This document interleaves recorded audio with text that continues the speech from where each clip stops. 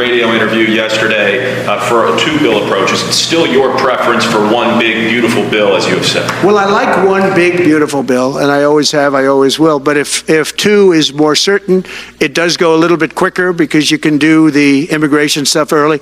Now, you have to understand, for immigration and for the wall, we won the case on the wall. You know, they tried to sell the wall for 5 cents on the dollar, by the way. And we had, fortunately, a judge that stopped that. But they were already discarding the wall. And 5 cents on the dollar, and you know what they were doing? They were calling us up and saying, we'll sell it back to you at 200 cents. In other words, double what we paid for it.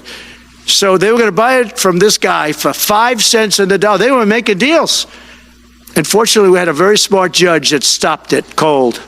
I think he called for an investigation, too, and he should. But think of it. They were selling the wall. That was exactly the wall that the Border Patrol wanted. That was designed by them. Steel, concrete, rebar. Exactly as they want. Very, very heavy steel, very powerful steel, hard to cut. Very, very heavy, 7,000-pound concrete, which is a very strong concrete. Everything was top of the line.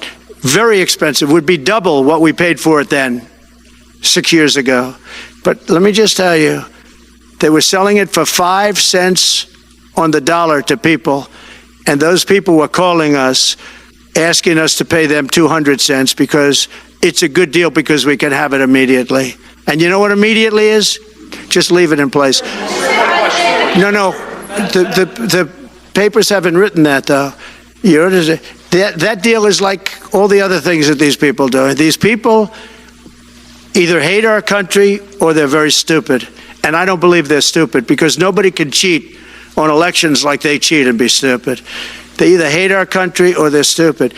So remember what I said, because nobody wants to report it. They were selling the wall for 5 cents on the dollar and trying to resell it back to us for 200 cents or less, but for 200 cents on the dollar. That's a nice return.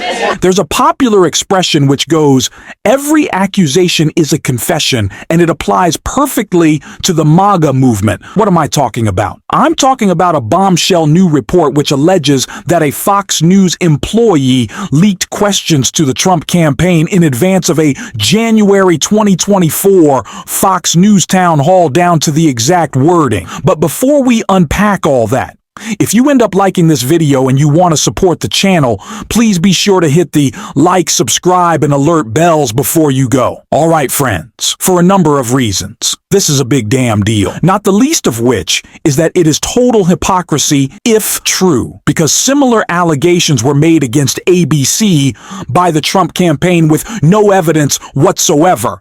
And Donald Trump MAGA Republicans and even MAGA-aligned members of the Federal Communications Commission suggested that ABC should be investigated or sued. So keep that in mind as we go through this. CNN broke the story. Trump campaign was fed questions for Fox News town hall in advance from person inside network. New book says Donald Trump's team was given the questions asked by Fox News anchors at an Iowa town hall last January in advance by someone inside the network, according to a forthcoming book, in what would be a serious breach of journalism ethics. The report, which Fox says it plans to investigate, comes from the forthcoming book Revenge: The Inside Story of Trump's Return to Power by Alex Eisenstadt.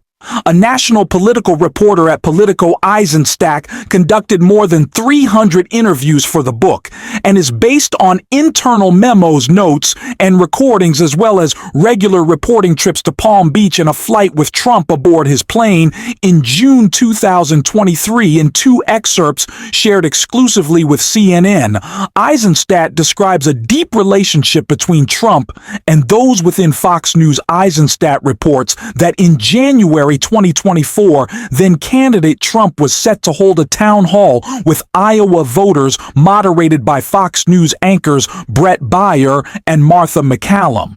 Though not all of Trump's advisors wanted him to attend, they, quote, were still peeved at Fox, whose coverage they continued to find antagonistic and did not want the former president to do the primetime event. Eisenstadt writes, quote, but Trump had a good relationship with Baier. They were golf buddies and wanted to do a sit-down. Now think about that. Trump's advisors are such snowflakes, like the snowflaker within MAGA is unparalleled that they think Fox News was too antagonistic towards them, Fox, which effectively had to pay an $800 million loyalty tithe, because they knowingly boosted Donald Trump's lies about the 2020 election in such a defamatory way that they were likely going to lose a defamation case against Dominion Voting Systems, but they were too antagonistic to Trump got it. But unlike other Fox hosts, Beyer and McCallum were known to engage in tougher questioning of the former president, and Trump's aides warned that they press him on disavowing political violence and whether he planned to engage in political retribution if he were to win re-election, Eisenstadt reports. But Trump wasn't, quote, taking prep for the telecast seriously. He'd basically be winging it. The key part, about 30 minutes before the town hall was due to start, a senior aide started getting text messages from a person on the inside at Fox Holy. The team thought they were getting images of all the questions Trump would be asked and the planned follow-ups down to the exact wording, jackpot. This was like a student getting a peek at the test before the exam started. Eisenstadt writes Beyer and Malum planned to ask Trump if he planned to divest from his businesses if he won, and whether the party was taking a risk. Nominated him. Given his indictments, they planned to press Trump to disavow political violence and ask him if his White House would be focused on retribution. Trump was pissed. Eisenstadt writes as he felt the questions were like attacks designed to put him on the defensive with questions in hand ahead of the election, ahead of the telecast, the team workshopped answers. Eisen told CNN the anecdote was based on multiple people with direct knowledge of the event, and he was fully confident in the reporting asked about the account. A Fox spokesperson said, "While we do not have any evidence of this occurring, and Alex Eisenstadt has conveniently refused to release the images for fact-checking. We take these matters very seriously and plan to investigate should there prove to be a breach within the network work." The spokesperson also refuted the characterization of Beyer being golf buddies, with Trump saying the two have only played a handful of games over the past decade. Incoming White House Communications Director Stephen Chung did not directly address the book's claims regarding the town hall, but said in a statement to CNN, Trump was the most accessible and transparent candidate in American history, and it's a big reason why he won in historic fashion. So that's the report. Friends, now again, that's bad enough, because if true, it further undermines Fox's journalistic credibility to the extent that it had any, to begin with, OR had any. In the aftermath of their $787 million unprecedented settlement to Dominion Voting Systems for signal boosting Donald Trump's 2020 defamatory election lies. But Media Matters also points some things out as well. So we're going to look at some of their reporting on this topic, while it's unclear who might have had access to the town hall. Questions: there is no shortage of Fox employees who value Trump's political success over questions of journalistic integrity.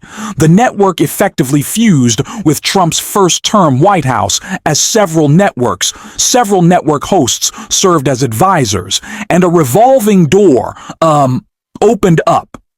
Between Fox and his administration, the network's fawning coverage of his 2024 campaign helped him win the GOP primary and the general election, and he has since named 17 current or former Fox staffers to top posts in his second administration, HM. Let's see. For his part, Trump subsequently claimed that a campaign receiving the questions from a news outlet source before a high-profile event should trigger serious consequences for the host outlet. This is the big part following his disastrous September 2024 debate performance.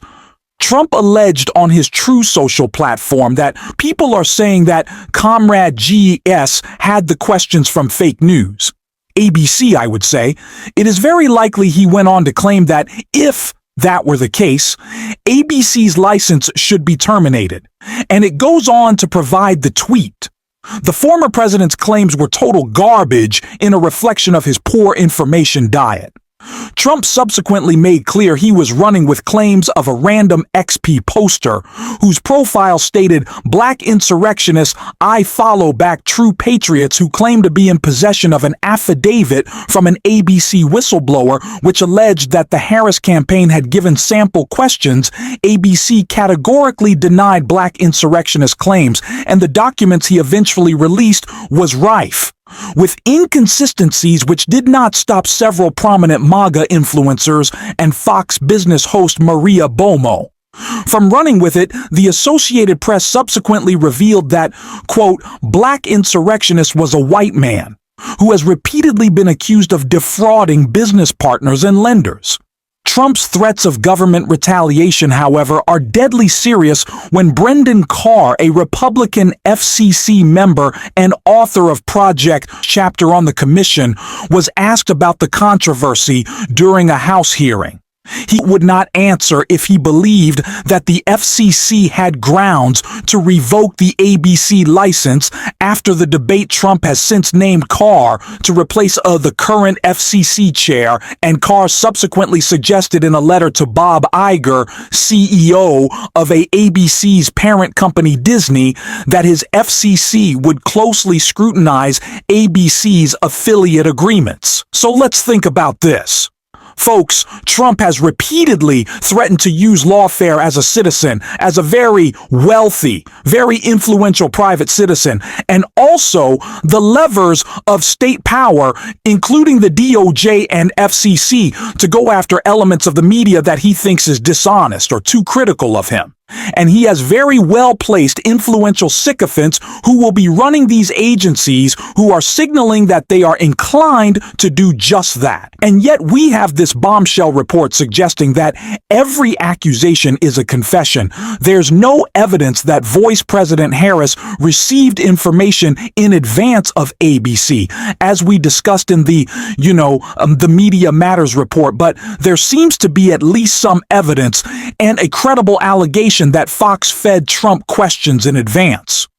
And it's interesting that Step Chung did not refute it, did not deny it. Maybe that was an omission, or perhaps it was a suggestion that there's some veracity to the claim, because ABC categorically denied giving Harris questions in advance. Fox says, well, we have no evidence, but we're going to look into it, and Chun says nothing about it. So here's the bottom line.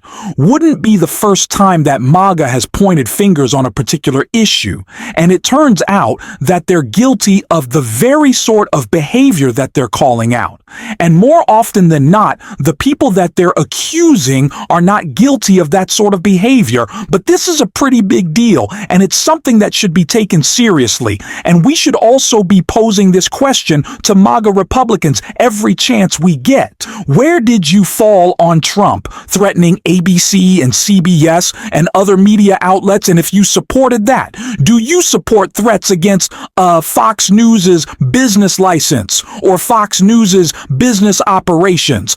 President Biden is still president for the next 12 days. Should he, use the powers of the federal government to begin an investigation, an inquiry, should he threaten to do? So against Fox News, food for thought. In the meantime, let me know what you think in the comments.